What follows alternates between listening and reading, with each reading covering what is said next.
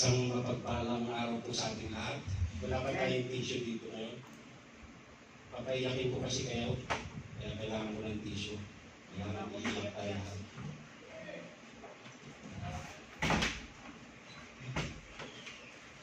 Hindi na nalungkot ata lahat. Mapagpalang araw, mapagpalang hapon, mapagpalang umaga. Sa Pilipinas, mapagpalang hapon na. Siguro suligan mo.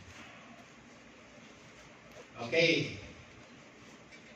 Ating matawagin mo at makinig kayo ng mensahe ng Diyos. Hallelujah. Yan sa Zoom natin. Mapagpalang araw po sa ating lahat. Okay. Thank you.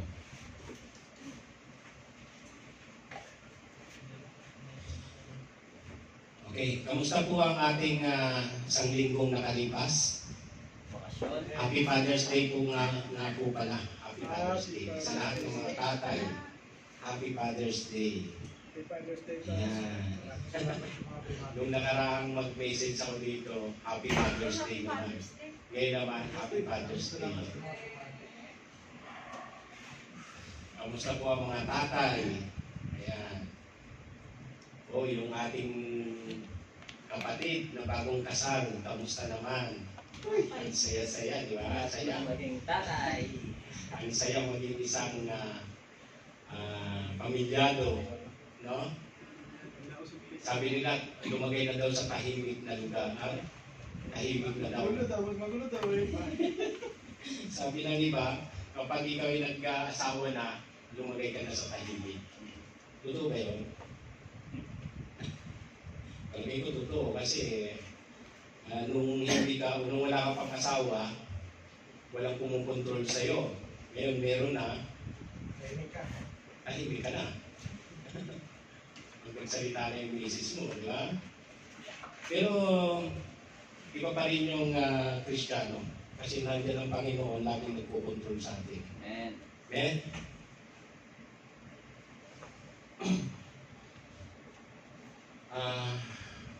Nakikiramay din po kami sa ating Pastora Claudette. Ang kanyang pong kapatid ay namatay daw po. So kami pong lahat, mga kapatid nyo sa TCF, ay kami nakikiramay po. Okay? So, nung nakaraang ginamit ako dito, nagkwento ako. Natandaan niyo ba yung kwento ko? Ano yung kwento ko? Sino nakakatanda ng kwento ko? Naku, nakalimutan na. Tungkol ba yung kay Lolo o ano? yung mensahero, yung yung Messenger. gusto niyang isang doktora siya na gusto niyang tumulong ng isang tribo. Yun. Naalala niyo na. Okay. Ayaw siyang ayaw siyang tanggapin. Ayaw siyang tanggapin. Yung pala gamot yung dala niya. So, ang nakuha natin aral doon ay ang Bible ang ating salamin ng ating mga kasalanan. No? Ngayon, gusto niyo bang magkwento ulit ako sa inyo? Amen. Gusto niyo ba uling magkwento? Amen. So, ang kwento ko naman ngayon ay patungkol sa ito, naririnig ko ito nung bata pa ako eh. Elementary pa lang ako, naririnig ko na ito eh. Itong kwento na ito. Gusto ko lang ipahagi kasi may magandang aral tayong makukuha dito. Sino yung mga nasa taga-probinsya? Asan kamay mga taga-probinsya? Yan. Lahat naman tayo halos probinsya, di ba?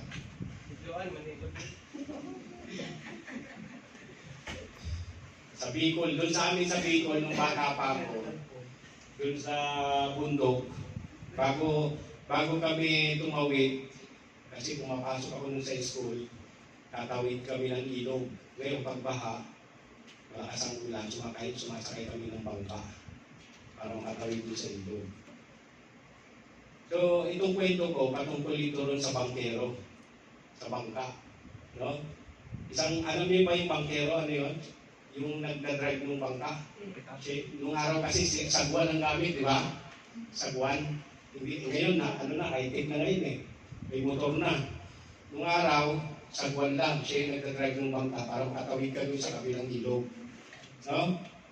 Itong bangkero na ito, mga kapatid, dito sa kwento ko, may sumakay sa kanyang isang profesor. Naalala niyo na yung kwento? Alam niyo na? May sumakay sa kanyang isang profesor doon sa bangka na yun. Siyempre, pag sinabing profesor, matalino, magaling, di ba? Profesor siya eh. Marami siyang alam. Ngayon, habang tumatawid sila doon sa ilog, sabi nitong profesor doon sa bangkero, tinanong niya, marunong ka ba sa math? Sabi niya gano'n. Sabi niya, ay hindi po. Kasi hindi naman po ako nakapag-aaral eh. Tapos nagtanong uli sabi ng profesor, naku, 20% ng buhay mo, sayang. Sabi niya gano'n. Nagtanong uli yung profesor, sabi niya, do you know science? Sabi niya, naku, hindi rin po ako marunong yan. Sabi ng profesor, 30% ng buhay mo, sayang. So, doon sa nauna, 20 plus 30, 50% na sayang. Sabi ng profesor. Nagtanong ulit ng profesor, do you know English? Sabi nung bangkero, naku, hindi po ako marunong mag-English. Naku, 30% uli ng buhay mo, sayang. 80% na. 80% na. Sabi ng profesor, 80% na, sabi nung sa bangkero. Biglang lumakas yung alon.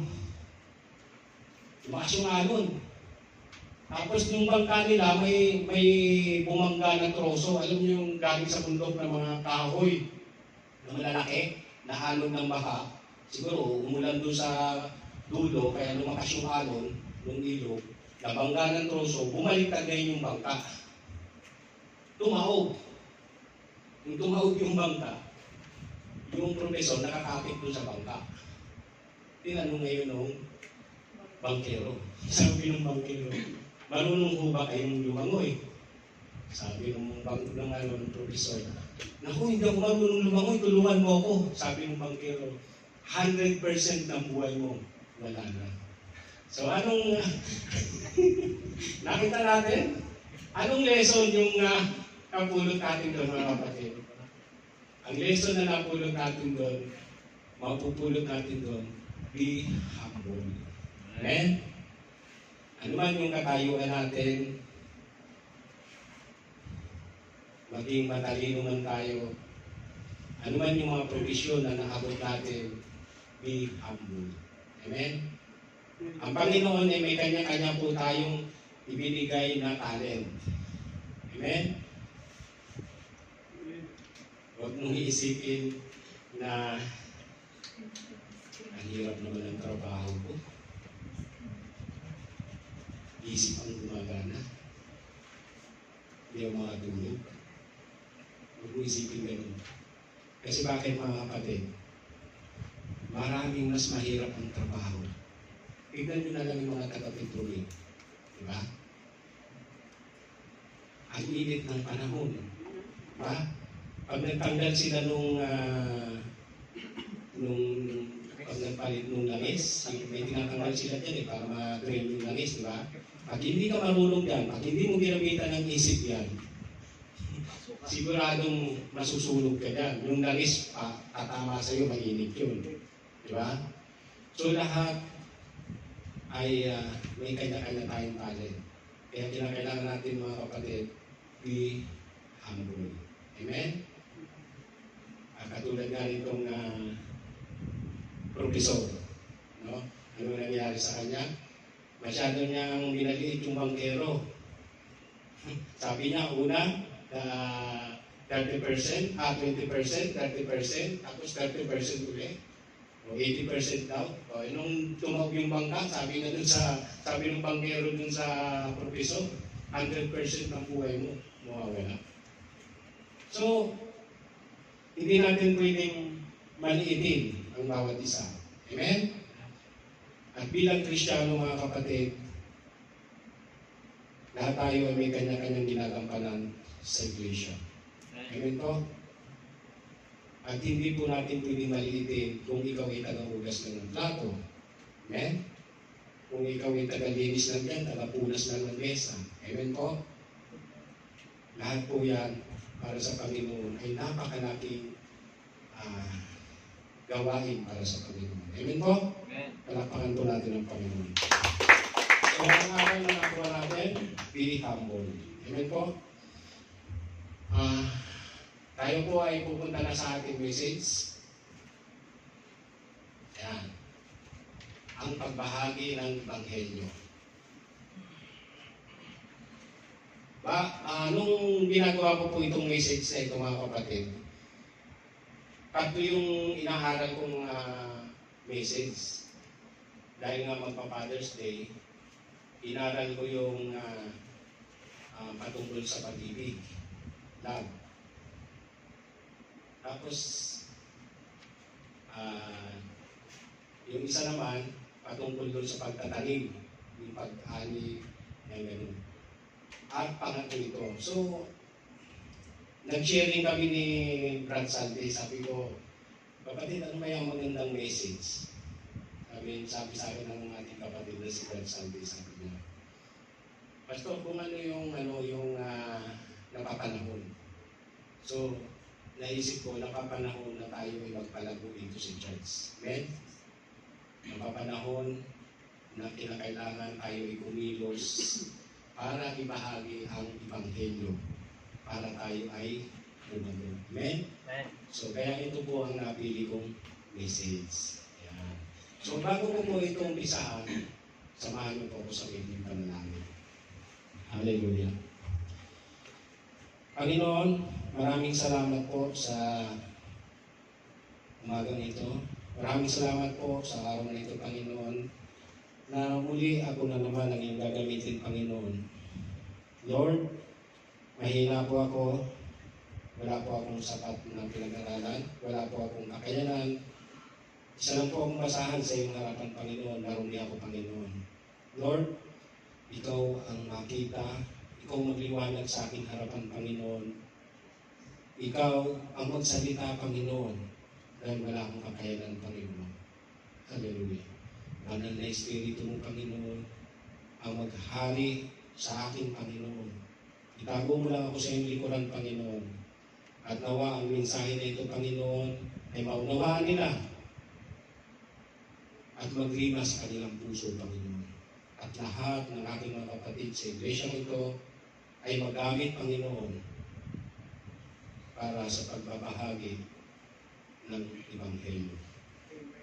Hallelujah. Maraming salamat po. Ito po ang aking samot na langit sa pangalan ng Ama, ng Anak, at pakikisa ng Banal na Espiritu. Amen.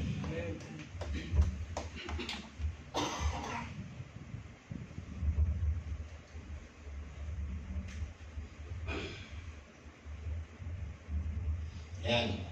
Ang topic po natin mga kapatid ay salvation. Yan ang topic natin ngayon. Ang title ng ating message, pagbabahagi ng Ebanghelyo. Amen? Sino po dito yung halos karamihan naman majority attendee na ng church, no? Walang bago. Wala pong bago eh. Amen? Halos lahat naman tayo pari-parehas sa attendee na dito sa church. Bakit dating? Meron dito bagong dating galing Pinas. Ayan. So, ang message na ito, mga kapatid, ay para sa atin. At maaaring, ito ay basic ito para sa mga Kristiyano. Pero kinakailangan ibahagi ko uli sa inyo para sa reminder, no, sa pagpapaalala. No? Kasi nga, ang goal ng ating church ngayon ay ang magparami tayo. Amen? Ang goal ng ating church ngayon ay lumago ang ating mga cell group. Amen? Kaya kailangan natin ang turo na ito ng Panginoon. Amen po? Amen. Hallelujah. Ang scripture po natin ay mababasa po natin sa Ezekiel 33 verse 4 hanggang 5. Sabi dito, sino man ngang nakinig ng tunog ng pakaka at hindi pinansin kung ang tabak ay dumating at dalhin siya, ang kanyang dugo ay mapapasa kanyang sariling ulo. Sa 5, narinig niya ang tunog ng pakaka at hindi pinansin. Ang kanyang dugo ay sasakay niya sapagkat kung siya ay pumansin ng kanyang kung siya ay pumansin, kanyang nailigtasan na ang kanyang buhay. Ayun pa lang. Ayan. Amen. Dito sa verse na ito mga kapatid, ano ba itong tunog ng pakaka? Trumpet. Ano ba ito?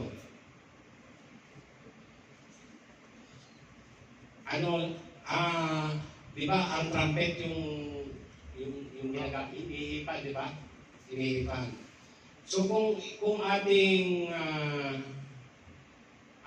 uunawahin mabuti mga kapatid, yung trumpet na yan, yung pakaka, yan yung salita ng Diyos, no? Na kailangan natin ibahagi. Amen?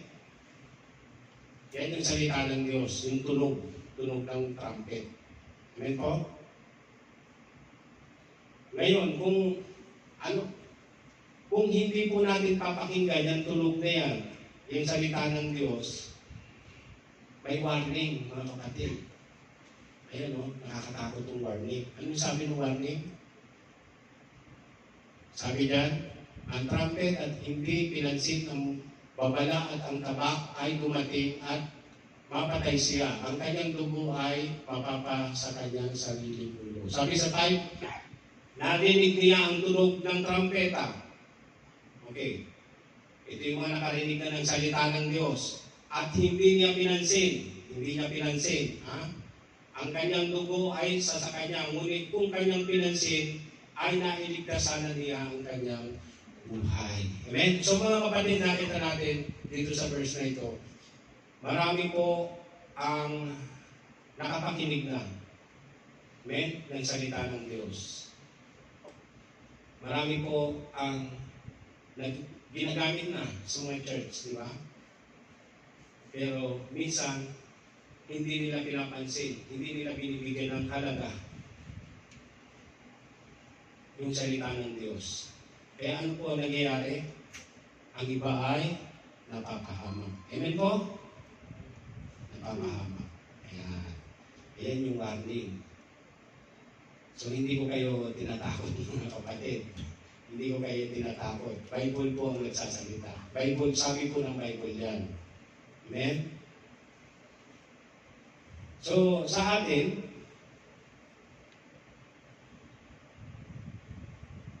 kung sakali man na tayo nakakilala na sa Panginoon, umaatid na, ginagamit sa music, ginagamit na sa church, tapos bigla-bigla natin babaliwalain ang tunog ng trumpet na yan, anong mangyayari?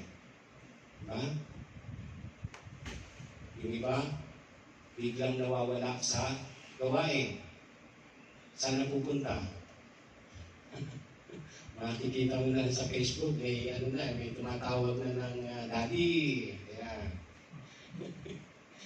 Di ba? Yung iba naman, napupunta sa mga barkada. Di ba? Sama-samang gawain ng barkada, pagsusugal, pag-inom ng alak, at ito pa ang iiwasan ninyo mga kapatid. Pinakang iiwasan ninyo. Yung mga barkada tayo sa nagdudroga. Amen? Kapag yan po ang pinasok natin, lalong-lalo na kung tayo mga Kristiyano na kaya kapapahamakan sa buhay natin. Amen po? Amen. Amen. Hindi maliligtas ang ating buhay. Ayan. Yung layunin. Ito naman yung layunin ng ating mensahe mga kapatid. Ibahagi ang Ebanghelyo ng Diyos para sa kaligtasan. Ayan. Ayan yung layunin ng message. Ibahagi natin yung Ebanghelyo ng Diyos para sa kaligtasan. Amen po? Kaligtasan ng lahat. Hindi lang sa atin, maging sa ating mga pamilya at mga kasama sa trabaho. Amen po? Okay, yan yung layunin ng ating mensahe. Introduction. Sabi ko dito sa introduction, sabi ko dito, tatapwat, sabi ko sa aklat ng gawa. Sabi niyan, ngunit, tatanggap kayo ng kapangyarihan, pagbaba sa inyo ng Espiritu Santo at kayo'y magiging mga saksi ko sa Jerusalem, sa buong Judea at Samaria at hanggang sa kaduluduluhang lupa, bahagi ng lupa. Amen? So, kung sabi dito, mga kapatid, ang isa sa mga pinakamahalagang tagubilin ng Panginoong Hesus ay sa kanyang mga alagad ay ang tungkol sa pagpapatutuo sa ginawa niya. Amen, mga kapatid? Yan yung pinakamahalagang tagubilin sa atin. Amen? Yung pagpapatutuo natin sa ginawa ng ating Panginoon. At ito yung promise, oh. Ito yung promise ng Panginoon. Sabi niya, ngunit tatanggap kayo ng kapangyarihan pagbaba sa inyo ng Espiritu Santo. So, mga kapatid, kung ang Panginoong Hesus ay susundin natin yung kanyang mga pinag-uutos, kung susundin natin yung ibabahagi natin yung kanyang ebanghelyo, sabi dito, tatanggap tayo ng kapangyarihan pagbaba sa atin ng Espiritu Santo. So, minsan nakikita natin mga kapatid, di ba yung mga ginagamit dito? Ako nararanasan ko yan eh. Minsan, pag ako ginagamit dito, hindi naman kasama sa outline ko yung ginawa kong message, pero nasasalita ko. Hindi ko alam nung pag pinapanood ko yung video, sabi ko, hindi naman kasama doon sa inaral ko, pero nasabi ko. Ito yun. Ito yung kapangyarihan ng Espiritu Santo. Amen? Amen. So, kung patuloy tayong magpapagamit sa Panginoon at yung kapangyarihan ng Espiritu Santo sa atin. Amen? At tayo ay magiging saksi sa lahat ng mga bansa. Amen? Pwede natin sa pamamagitan ng banal na Espiritu na tatanggapin natin yung kapangyarihan niya sa pamamagitan nun ay maibabahagi natin ang Ebanghelyo sa lahat. Amen? Amen. Kung wala ang banal na Espiritu, hindi po natin kaya yan. Amen po? Amen. Praise the Lord. Palakpakan po natin ang Panginoon.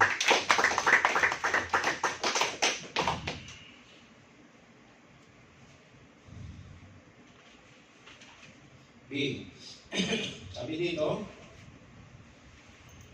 sa Marcos 16:15-16. At sinabi niya sa kanya, ayan. At sinabi niya sa kanya, humayo kayo sa buong sanlibutan at inyong ipangaral ang Ebanghelyo sa lahat ng nilikha. Sa 16, ang sumasampalataya at nabautismuhan ay maliligtas, ngunit ang hindi sumasampalataya ay parulusahan. Ayan. Sabi niya, humayo kayo sa buong sanlibutan. Ipangaral ang Ebanghelyo, patunugin ang trumpet. Yun, yung Ebanghelyo. Yung kanina, patunugin natin yung ating trumpet. Amen? Yung makinig at sumampalataya at mabautismuhan ay maliligtas. Amen po? Amen. Yan yung promise. Ngunit sa dulo, may warning. Sabi doon sa dulo, ang hindi sumasampalataya ay marulusahan. Amen. Amen po? Amen. Ayan. So, nakikita natin mga kapatid, no? Kapag nakapakinig tayo ng magandang balita, ng Ebanghelyo ng Diyos, ito nung hindi pa ako talaga aktibo sa ganitong gawain, pinabaliwala ko lang eh. Pinabaliwala ko yung mga naririnig ko. Yung mga nagtuturo, yung sa Bible study na naririnig ko, sa preaching, pinabaliwala ko. Ang nangyayari sa akin, parang ang bigat-bigat ng buhay ko. No? Parang ang bigat. Parang lagi akong stress. Parang walang sabi dito, parang walang kapayapaan. Amen? Parang lagi akong nag-aalala. Amen? Pero, nung ako'y sumampalataya na sa Panginoon, nung talagang tinanggap ko yung Panginoon sa puso ko, naging payapa yung buhay ko. Amen? Gaano man kalakas yung naging problema na dumating sa akin, nakakayanan ko. Amen? Ganyan ang mga Kristiyano, mga kapatid. Kung siseryosohin natin ang ating pagsamba, kung siseryosohin natin ang mga salita ng Diyos, pakikinggan natin ang trumpet. Amen? Magiging maginhawa ang ating buhay. Amen po? Magiging payapa, may iwasan natin ng mga stress. Amen? Yan. Palaparan natin ang Panginoon.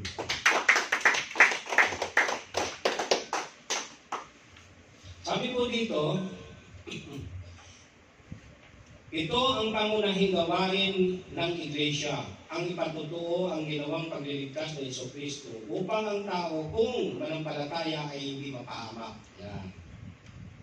Kundi maligtas at magkaroon ng buhay na walang hanggan. Sabi pa dito mga kapatid, bagamat iba-iba ang pamamaraan ng pangangaral ng Ebanghelyo, ang makikita sa Biblia, may karaniwang mensahe na itinatalastas ang bawat isa. Ano ang dapat maipahayag ng mga Kristiyano kapag ibinabahagi niya ang Ebanghelyo? Amen? Ano ba yung dapat na ipahayag ng mga Kristiyano kapag ibinabahagi niya yung Ebanghelyo? Ha?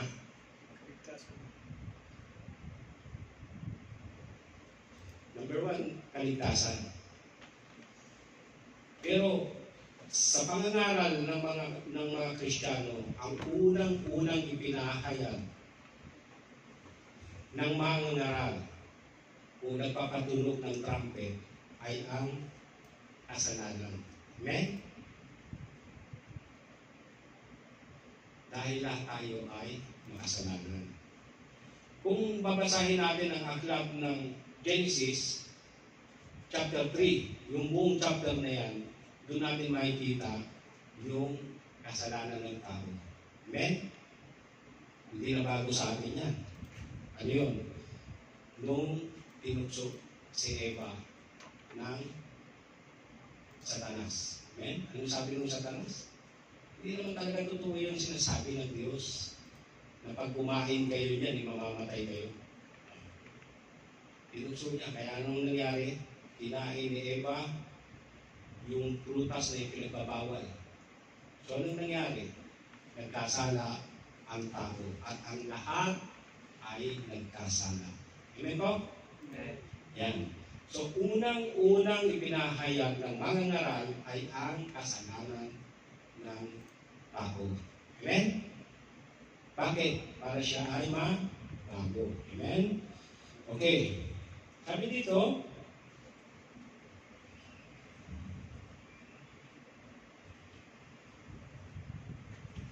okay, yun nga po. Okay, pupunta na tayo sa ating point. Main division na tayo. Sabi dito sa ating main division, yan, sabi dito, ang karapatan ng Diyos. Sabi diyan, basahin nga natin mga kapatid. Sapagkat sa pamamagitan Pamagitan niya, ng nilalang ang lahat ng mga bagay sa langit at sa lupa, ang mga bagay na nakikita at mga bagay na hindi nakikita, maging mga trono o mga Panginoon, maging mga pinuno o mga may kapangyarihan. Lahat ng mga bagay ay nilalang sa pamamagitan niya at para sa Kanya. Amen. Ulitin nga natin mga kapatid, parang ang lungkot natin magbasa. Lakasan natin yung may yung may yung malakas na talagang parang hindi tayo parang ang lungkot natin. Balik ba? Sapagkat sa pamamagitan Yan, niya, okay, go. nilalang ng lahat ng mga bagay sa langit at sa lupa. Sabay mga kapatid, sabay. At sa pamamagitan niya, nilalang ang lahat ng mga bagay sa langit at sa lupa, ang mga bagay na nakikita at mga bagay na hindi nakikita, maging mga trono, mga pagkakot, maging mga pinuno o mga may kapangyarihan. Lahat ng mga bagay nilalang sa pamamagitan niya at para sa Kanya. Amen. Yan, medyo sumaya-saya. Kanina marang ang lungkot no? Sabi dyan, sa pamamagitan niya nilalang ang lahat ng mga bagay sa langit. Amen? At sa lupa, mga bagay na nakikita at mga bagay na hindi nakikita. Amen? So, ang lahat ay para sa Panginoon. Ang lahat ay sa Panginoon. Amen? Okay, kaya pag nilabag natin yung nais ng Panginoon, kasalanan na yun. Amen? Kasi ang lahat ay sa Panginoon. At yan ang karapatan ng Panginoon. Amen? Amen. Sabi niya, ang karapatan ng Diyos. Sabi dito, mga kapatid, ito ang katotohanan ng Ebanghelyo sapagkat ang tao ay nilalang ng Diyos para sa Kanya. Siya ay may pananagutan na hindi matatakasan sa harap ng sa Kanya ay naglalang. Ito rin ang pilit na tinatakpan at kinakalimutan ng ayaw kumilala sa karapatan ng Diyos. Amen? Amen.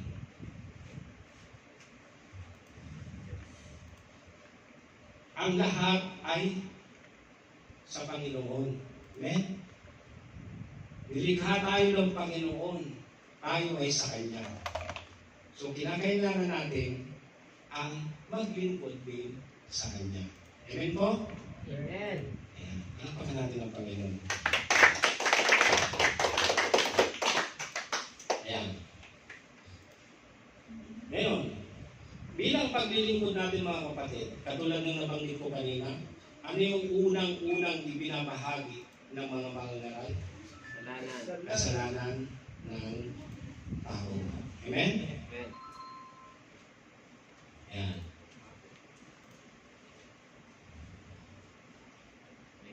Sa A. Okay? Ayan. Next. Ayan. Ang lahat ay nagkasala. Ayan. Ano yung sabi sa Romans 3:10? Gaya ng nasusulat, walang matuwid, wala kahit isa. Lahat ay nagkasala eh. Di ba? Yan ang unang-unang dapat ibinabahagi natin bilang mga Kristiyano at bilang nakakilala na sa Panginoon. Amen? Dahil nga, ang lahat ay para sa Panginoon, kaya kailangan gamitin natin ang trumpet at tunugin natin. Amen? Para sa kaligtasan ng lahat. Sa pamamagitan ng pagbabahagi ng Ebanghelyo. Okay? Sabi dito, ang lahat ay nagkakasala. Sabi sa Romans 3:10, gaya ng nasusulat, walang matuwid, wala kahit isa. Romans 3:23, ang lahat ay nagkasala at hindi nakaabot sa kaluwalhatian ng Diyos. Yan. Lahat ay nagkasala at hindi nakaabot sa kaluwalhatian ng Diyos. Kaya nakikita natin mga kapatid, maraming mga tao ang nananalangin. Pero hindi nila natutupad yung kanilang panalangin. Bakit po? Kasi may division. Kumbaga dito sa loob na to, may harap. No? Kaya pag kinausap mo yung Panginoon, nagre-rebound lang yung salita mo. Hindi tumatagos dun sa harap. Bakit? Kasi nga, dahil dito sa ang lahat ay nagkasala. Amen? Ayan. Yan ang ating gagamitin pag tayo nagbabahagi.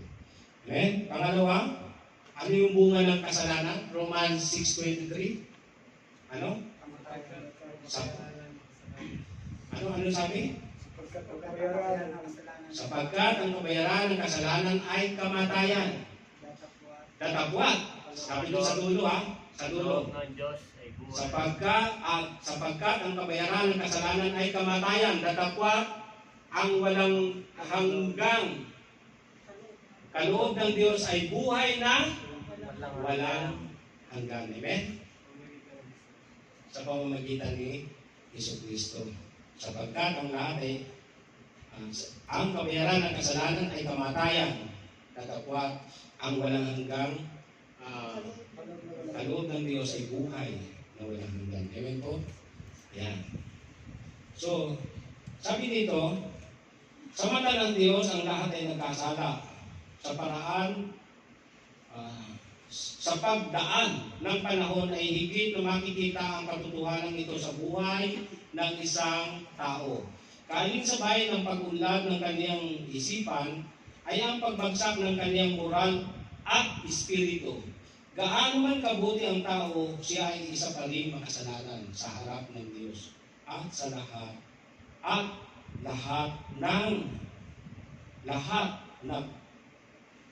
lahat ay nagkasala, ay mamamatay ng walang hanggang kamatayan. Yun doon sa 6:23. Ulitin ko, sa mata ng Diyos ang lahat ay nagkasala. Sa pagdaan ng panahon ay higit na makikita ang katotohanan ito sa buhay ng tao. Kaalinsabay ng pag-unlad ng kanyang isipan, ayan, habang lumalaki ang tao magmula sa bata hanggang sa siya ay umiidad, ay doon makikita ang kasalanan ng tao. Amen? So nung maliit pa siya, baby pa siya, okay pa siya. Pero habang yung isip niya ay lumalago, doon na makikita ang kasalanan. Amen? Dahil lahat tayo ay makasala o nagkasala. Amen? Palapakan natin ang Panginoon.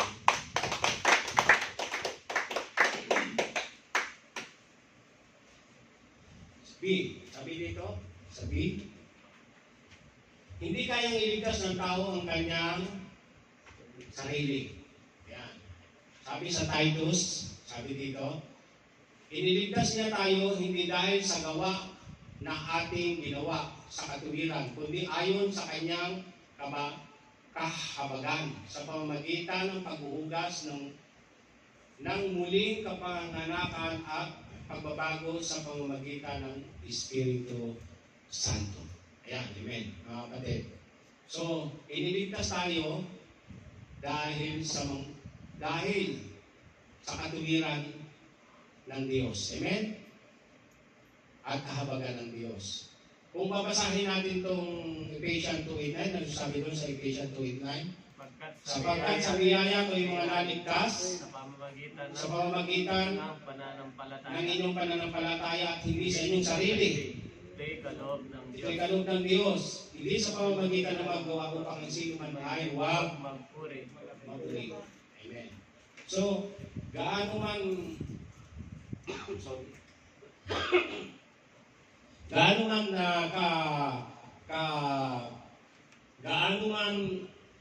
tayo kabait, kabuti, ano man yung mga ginagawa natin, nakagandahan, hindi po basihan yan. Ang basihan ay ang pananampalataya natin sa Panginoon Hesus. Amen? At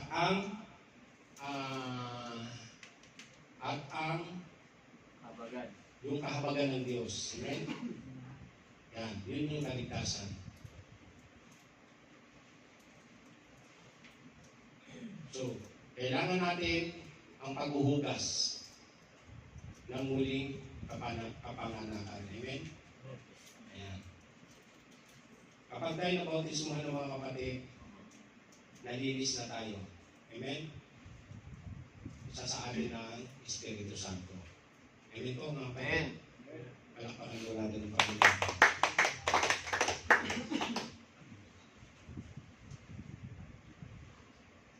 Okay?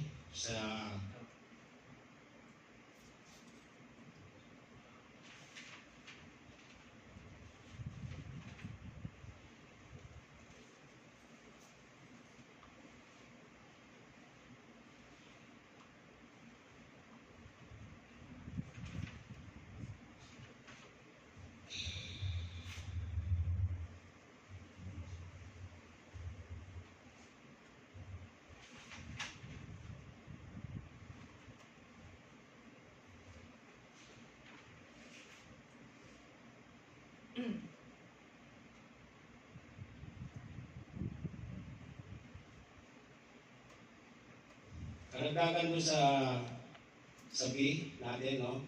Sabi dito, walang magagawa ang tao para sa kanyang sariling ikaliligtas. Ang lahat ng ginagawa ng tao ay katulad lamang ng maruming basahan sa harapan ng Diyos. Mababasa po natin yan sa aklat ng Isaiah 64, verse 4 hanggang 6. Amen? Okay, dadako tayo sa number 2. Sabi dito sa number 2, sa point number 2 natin, na kay Kristo ang kaligtasan. Sorry. Na kay Kristo ang kaligtasan. Ayan. Tayong mga Kristiyano, mga kapatid, tayong mga ginagamit na at para sa pagpapalago ng ating iglesia, kailangan natin iparating sa mga tao, kailangan natin ipangaral na kay Kristo ang kaligtasan. Amen po? Dahil yun ang goal natin ang magparami tayo. So kailangan natin iparating na kay Kristo ang kaligtasan. Sabi dito sa unang Pedro, sapagkat si Kristo man ay minsang nagdusa dahil sa mga kasalanan ng isang matuwid. Dahil sa mga di matuwid upang kayo ay madala niya sa Diyos. Siya ay pinatay sa laman, ngunit binuhay sa Espiritu Santo. Amen? Sabi dito mga kapatid, tinubos ni Kristo ang tao mula sa kasalanan na hindi niya kayang bayaran. Siya si Kristo na walang kasalanan ay naging makasalanan para sa tao upang magkaroon ito ng pagkakataong makalapit sa Diyos. So, patunay mga kapatid na ang Panginoong Hesus ang ginamit. Amen? Kung tatanggapin natin ang Panginoong Hesus, Panginoong Hesus ang ginamit upang tayo ay makalapit sa Diyos Ama. Amen po? So, kailangan natin makinig ng pakaka, makinig ng trumpet, makinig ng salita ng Diyos. Amen po? Amen. Dahil si Kristo ang kabayaran ng kasalanan. Thank you, kapatid.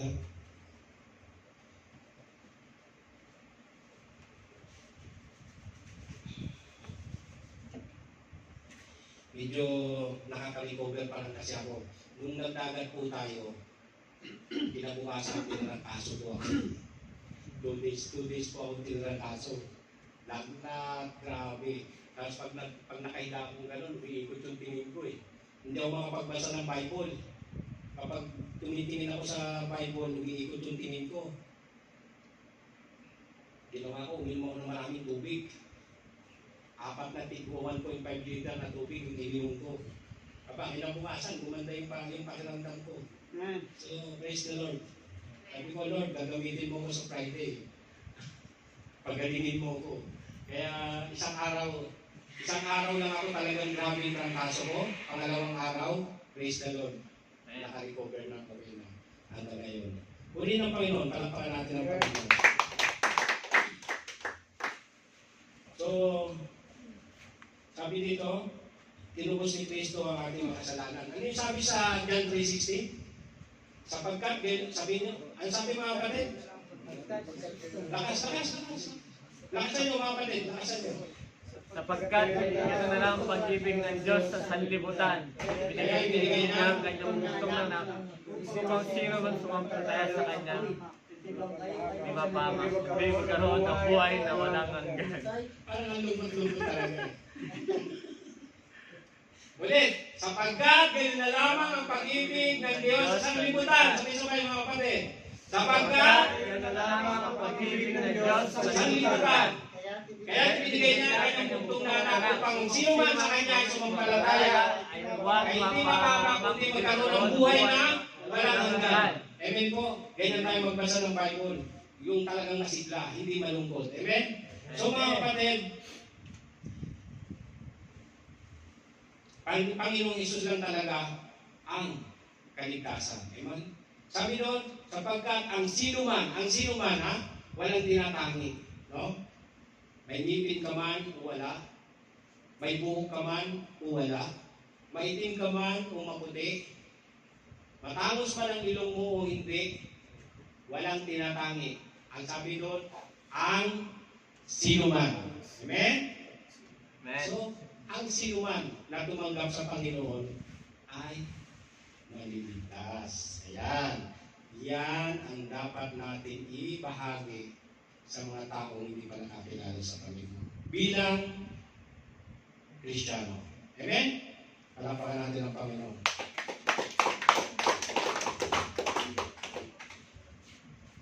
Okay, B.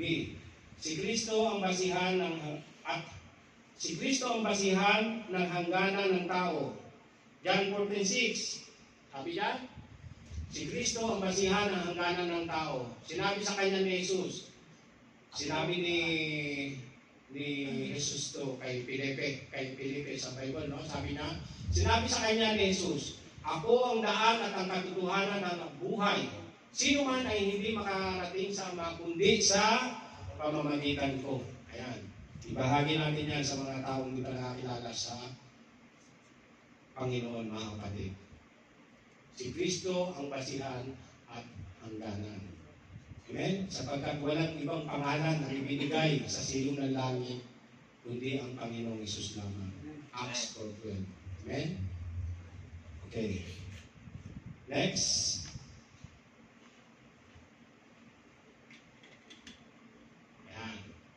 Ang tao ay maaari lamang tumugon o tumanggi sa ginawa ng Panginoong Jesus. Yan, may free will tayo.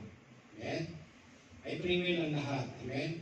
Importante, bahagi natin ipatulugin natin yung trumpet, bahagi natin yung salita ng Diyos. Amen? Ngayon, ang tao may free will. Hindi sa pilitan yan. Amen? Nasa kanya na kung pakikinggan niya. At least, naibigay natin, napatulog natin yung trumpet. Amen po? Na ibahagi natin ang salita ng Diyos. Amen po? At higit doon, kailangan pag nagbahagi tayo ng salita ng Diyos at napakinggan niya, ipanalangin natin na yun ay mamunga at tumubo sa kanyang puso. Amen po? Amen. Sabi dito, ang tao ay maaari lamang tumugon o tumanggi sa ginawa ng Panginoong Isus. 1 John 1:9. Kung ipahayag natin ang ating mga kasalanan, siya ay tapat at banal na magpapatawad sa ating mga kasalanan at tayo'y lilinisin sa lahat ng kalikuhan. Amen po? Ayan. Kung ipahayag natin yung ating mga kasalanan, tapat at banal ang Panginoon. Amen? Kung ipapangaral natin ang salita ng Diyos at ang nakapakinig ay ipinahayag niya yung kanyang kasalanan, tapat at banal ang Diyos at siya ipapatawarin sa kanyang kasalanan. Amen po? So, nailigtas natin ang ating kapwa. Kasama man natin sa trabaho hindi, na hindi para kinala sa Panginoon. Amen po? Palaparan po natin ang Panginoon.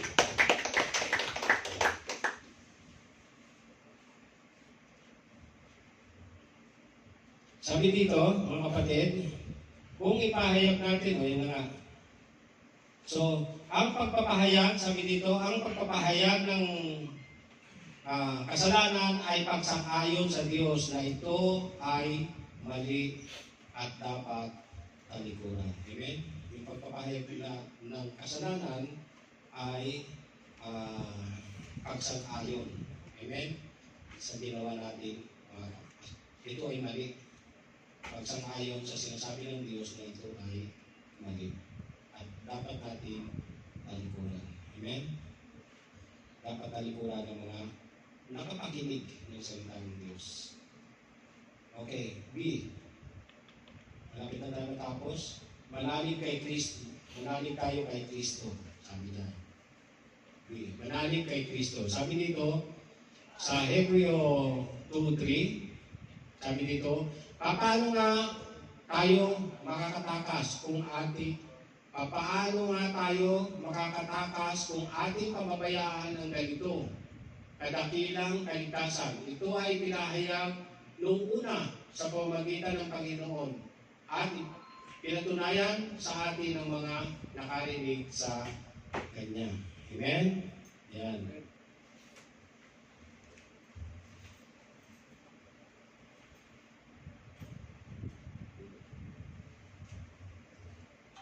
Amen, mga kapatid.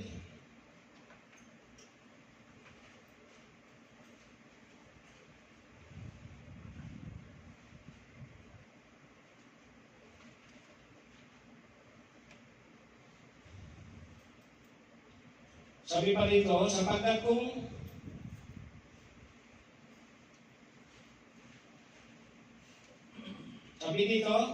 kung ipangungusap na salita sa pamamagitan ng mga anghel ay magtibay at ang bawat pagsalangsang at pagsuway ay tumatanggap ng matuwid na parusa na kabayaran.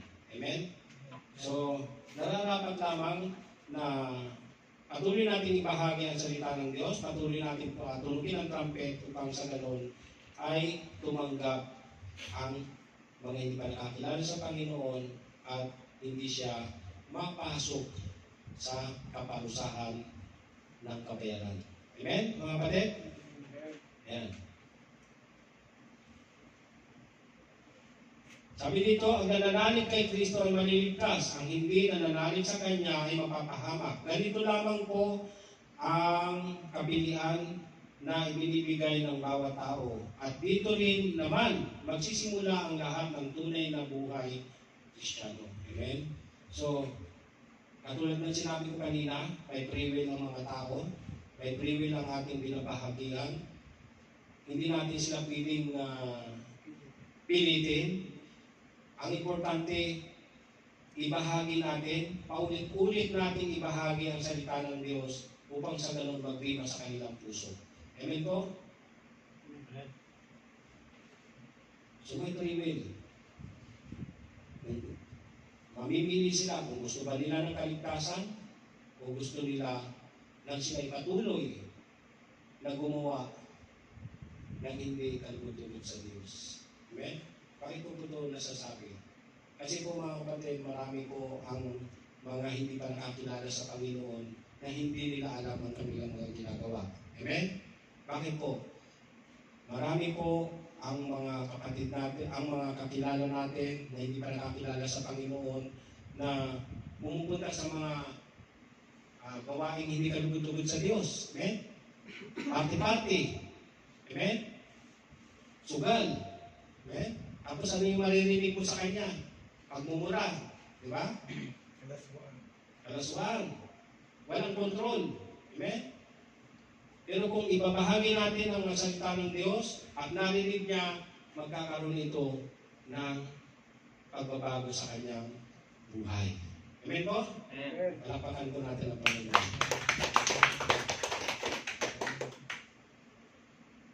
Sabi dito sa John 3:36, ang sumasampalataya sa anak ay may buhay na walang hanggan. Sabi dito, ang sumasampalataya sa anak ay may buhay na walang hanggan. Ang hindi tumatalima sa anak ay hindi makakasumpong ng buhay. Bagkus, uod ng Diyos ang sumasa kanya.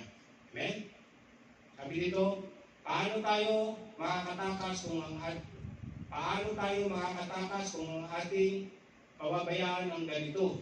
Kadakilang kaligtasan. Ito ay pinahayag noong una sa pamamagitan ng Panginoon at pinapatunayan sa atin sa pakikinig sa Kanya. Amen po? Ayan.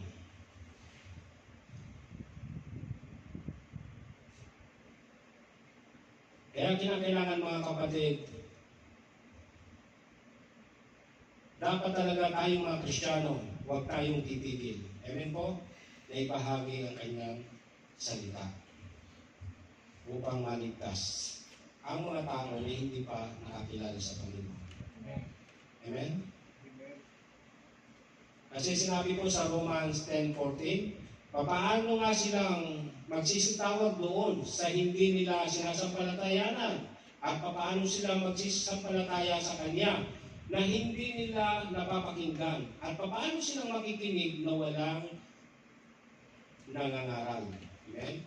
So may responsibility po tayo bilang mga Kristiyano, bilang mga nakakilala sa Panginoon, bilang tumanggap sa Panginoon, na kung ano man yung aral ng Diyos, kung ano man yung trumpet nating narinig sa araw na ito, ibahagi natin sa ating kasama sa trabaho na wala pang pagkakilala sa Panginoon. At hindi lang yun, sa ating kakilala at pamilya. Amen po? Kalakpakan po natin ang Panginoon.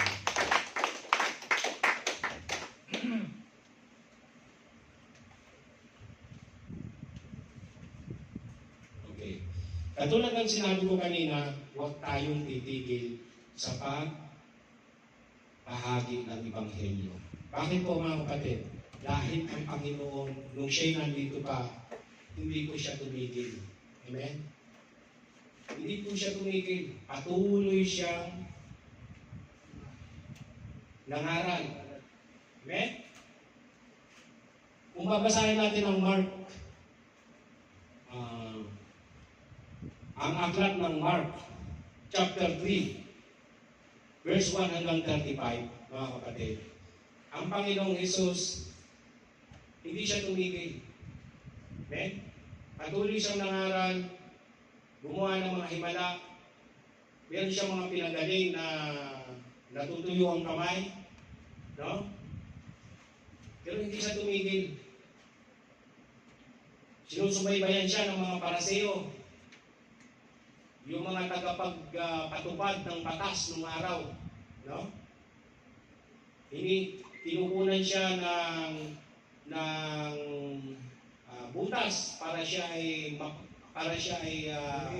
hulihin, no? Ganon din tayo mga Kristiyano. Nandiyan ang kaaway. Nakaikot siya sa atin, pero huwag tayong titigil. Amen? Amen. Patuloy tayong maglingkod. Amen? Amen. Yung Panginoong Hesus, sabi sa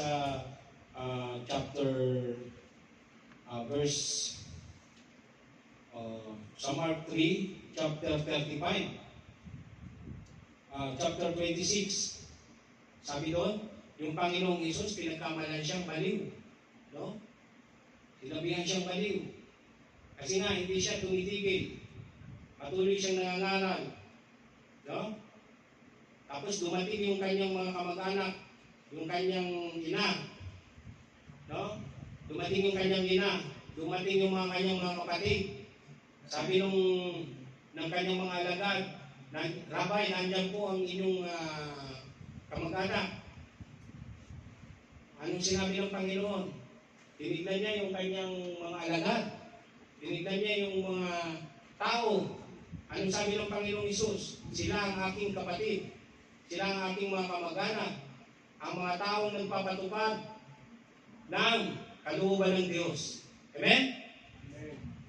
Kaya kayo mga kapatid na nandito sa church, nakikinig ng salita ng Diyos, tayo ang tunay na magkakapatid dahil tayo ang nagpapatupad ng salita ng Diyos. Amen? Amen. Tunay na magkakapatid sa spiritual. Amen po? Amen. Palapakan po natin ang Lord. Hallelujah. Okay? Conclusion na tayo. May oras pa ba tayo? 5 minutes. Okay. Conclusion na tayo. Sabi dito sa ating conclusion, sa 2 Timothy 4:2, ipangaral mo ang salita Magsikap ka sa kapanahunan at sa di kapanahunan. Magtuwid ka, manaway ka, mangaral ka na may buong pagtitiyaga at pagtuturo. Masyadong malalim yung mga Tagalog. Malalim. Ang lalim ng mga Tagalog nito. So, sabi dito, ipangaral mo ang salita, magsikap ka. Amen? Amen? Sabi mo sa katabi mo, kapatid, katabi mo, sabi mo, ipangaral mo ang salita ng Diyos, magsikap ka.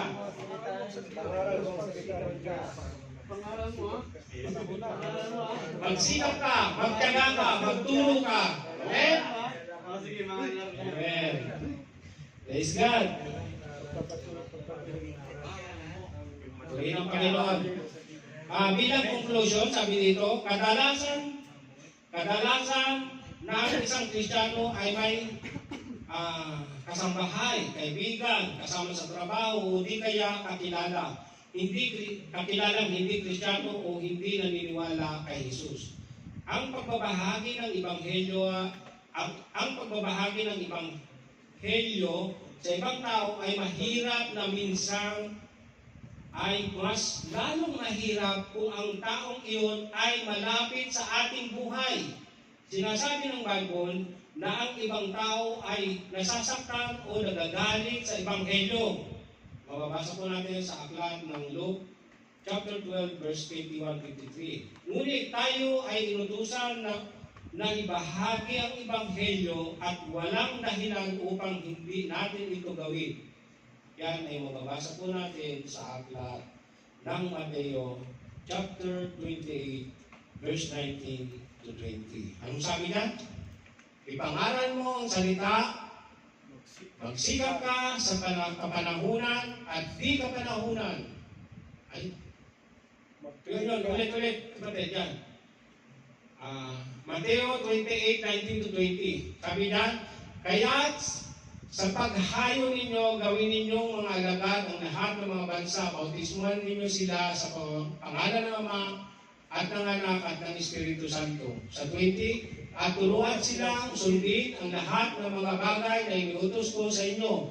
At narito, ako'y kasama ninyo palagi hanggang sa katapusan ng panahon. Amen? Pag-aral natin ang salita ng Diyos sa lahat ng mga bansa. Amen? Sa lahat ng mga tao, sa lahat ng mga kakilala natin na wala pang pagkakilala sa Panginoon. Amen po? Conclusion, application. Sabi dito sa application, Romans 1:16. Anong sabi po sa Romans 1:16? Sapagkat hindi ko kinahihiya ang Ebanghelyo sapagkat siyang kaligtasan ng bawat sumasampalataya, Hudyo man o Grego. Amen? Amen. So, kinakailangan na hindi dapat natin ikahiya ang Ebanghelyo ng Diyos. Amen po? Para sa kaligtasan. Amen po? Hindi lang ng ating mga kakilala, hindi lang ng ating mga kaibigan, higit sa lahat ng ating mga mahal sa buhay. Palapakan po natin ang Panginoon. Hallelujah. Tapos na po ang mensahe. Hallelujah. Lord, maraming salamat po sa mensahe na pinagkaloob mo, Panginoon. Lord, nawa magtimas sa puso ng bawat nakinig ng trumpet na ito, Panginoon. Bawat nakinig ng tunog ng trumpet na ito, Panginoon, na iyong salita, nawa, Panginoon, magtimas sa kanilang puso, Panginoon. At nawa, Panginoon, katulad ng iniutos mo sa Mateo 28, mabautismo namin yung mga tao na wala pang pagkakilala sa iyo, Panginoon. At madala namin dito sa church para sa kanilang kaligtasan. Hallelujah. Hindi lang sa kanilang kaligtasan sarili, kundi maging kaligtasan ng kanilang espiritu. Hallelujah. Lord, maraming salamat po. Nawa, Panginoon, ito'y magdima sa bawat puso ng aking mga kapatid. Salamat po sa banal na espiritu na siyang nagdiwanag at nagturo, nagpahayag ng salita mo, Panginoon. Salamat din po, Panginoon, bagamat dumaan ako sa puyat, dumaan ako sa sakit, pero nagawa ko pa rin ang pinagagawa mo, Panginoon, ang maihayag, Panginoon, ang iyong salita. At may parating sa kanila, Panginoon, yung nais mong iparating sa kanila. Hallelujah. Maraming salamat po. Ito po ang aking samot na langit sa pangalan ng Ama, ng Anak at Pag-iisa ng Maligayang Espiritu. Amen.